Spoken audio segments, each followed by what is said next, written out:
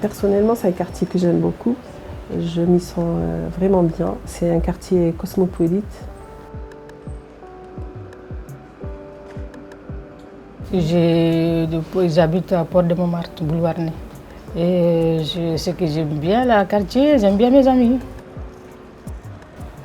Je dirais beau mélange culturel. Je dirais aussi misère, misère aussi. Voilà.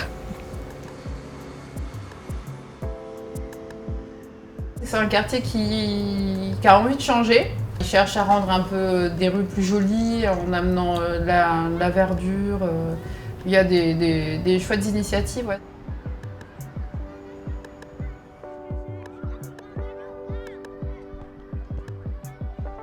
Les transports, déjà les transports c'est bon, les transports c'est facile, on a tous les transports à côté. Les magasins aussi c'est pas mal, on a des marchés.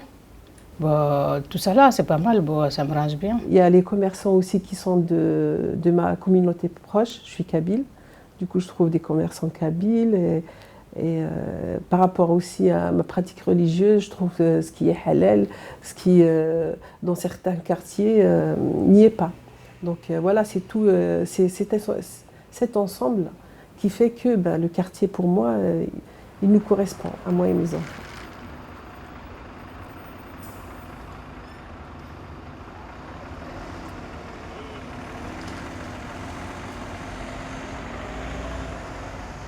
Mon ami, au début, il n'était pas hyper excité de venir me rejoindre dans ce quartier-là. Parce que c'est un quartier quand même assez populaire et tout ça. Et c'est vrai qu'objectivement, on a plus tourné le dos au boulevard Ney. Ce qui nous a amené à être plus de ce côté du quartier, du côté Binet, tout ça, ça va être par rapport à Valentine en fait, par rapport à l'enfant, par rapport à sa scolarisation, par rapport au centre, ce que offre aussi tous les lieux sociaux ou culturels qui nous ont amenés à finalement aller de ce côté-là. Ribélia, on a des associations là-bas. Bon, des fois on a des réunions, des fois une fête est organisée, on prend le goûter ensemble. Les amis, on se croise à l'école, on se croise au parc. Bon, après on est venu en ami. Bon, on cause beaucoup, on fait beaucoup de choses de riz. Bon, il y a des terrains de foot à côté, bon, tout c'est bon. Voilà.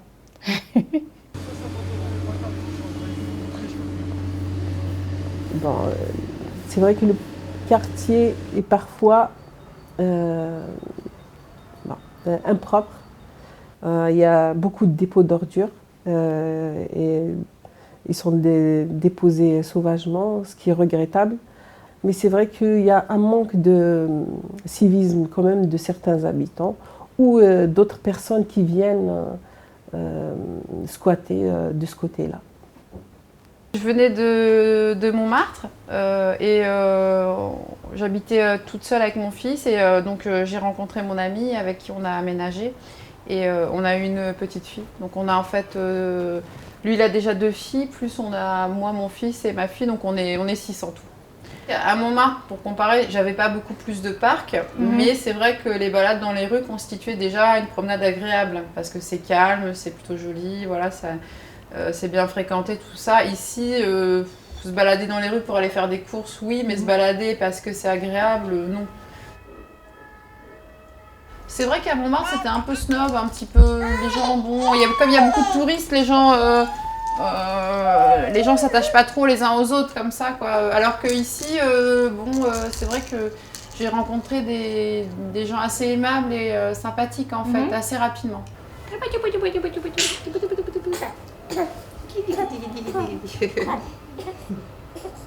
On déménage parce que je pense qu'on a l'âge d'avoir un projet. Non, alors déjà, on a pas mal d'amis aussi qui ont déménagé. Donc je pense qu'il y a aussi quand même ce côté-là, qui ont tous déménagé au même endroit. Donc on est le 5e couple quand même qui... et beaucoup tous habitaient dans le 18e. Et il y a l'école de Valentine aussi, où on s'y retrouvait pas. Alors maintenant qu'on part, moi je trouve que c'est moins flagrant. Mais c'était plus moi sur le côté usine. La cour, elle donne sur le périph'. C'est plus le décor. Non, déjà là, j'ai peur de partir à Saint-Leu-la-Forêt et de me déconnecter, d'être dans le repli sur soi, d'être que sur ma famille et de ne pas être connectée à la société. Donc j'espère pas que ça serait différent.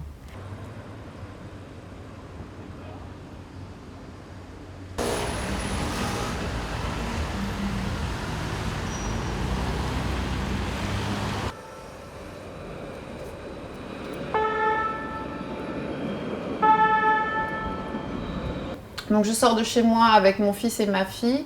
Je vais emmener mon fils à l'école pour 8h20. Je reviens, je dépose ma fille chez la nourrice. Et après, je pars prendre le métro. Ouais, c'est rythmé, j'ai acheté une montre. Mais il faut vraiment se... Bon, ça, c'est toutes les mamans. Hein. C'est vrai que...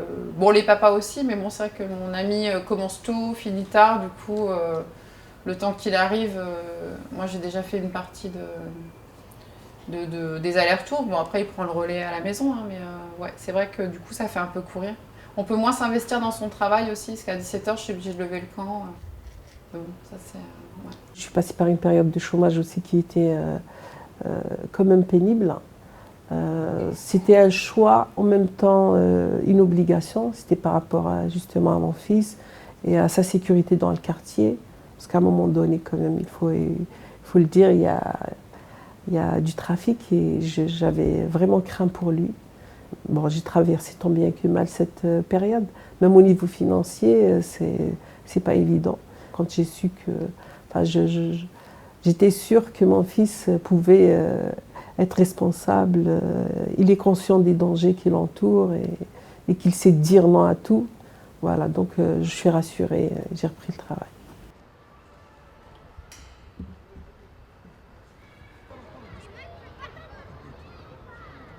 Ah, d'être maman, je ne sais pas, d'être maman, je sais pas. Des fois, je tiens le bébé, ça me fait peur. Et voilà, mais après, ça va. Mais le premier, c'est pas facile. Mais après, bon, jusqu'à 5, c'est facile. Parce que nous, on prend le pain, on porte dans le dos. Mais ici, on met dans la, je sais pas, kangourou. Bon, on met dans la poussette. Ben, c'est compliqué. Mais après, on est habitué. Mais des fois, même pour première poussette, pour pousser, on ne connaît pas. C'était pas facile aussi. Hein. Parce que tu mets le bébé dans la poussette, pour pousser, tu ne connais pas, il va à gauche, il va à droite. Et éducation d'ici, éducation de là-bas. Est-ce que éducation d'ici, les enfants d'ici, ils connaissent que des papas et maman. Bon, à Sénégal, là-bas, il y a des familles, il y a des frères, il y a des sœurs, il y a des cousins, il y a des cousines, il y a tout. Bon, les enfants, c'est pour tout le monde. L'une des plus grandes difficultés que j'ai eu à gérer avec mes 2 filles, c'est leur restreindre leur liberté de sortie toute seule, par exemple. Ici, c'est une défaillance parentale, or que dans mon pays d'origine, c'est une autonomie que les enfants ont gagnée. Il faut prendre en compte toutes ces subtilités interculturelles. Ce n'est pas que les parents veulent se débarrasser des enfants, c'est que c'est un mode de vie, une façon de penser, voilà. Mais certaines communautés gardent ce mode de vie même dans ce quartier. Franchement, moi, c'est un bonheur d'être maman. J'étais maman dans mon pays d'origine d'une façon et je la suis aussi ici d'une autre façon. Mais à aucun moment je regrette de l'avoir été. C'est un combat, donc il faut être là sans être là. Il faut les lâcher, mais en même temps en ayant quand même un œil sur eux.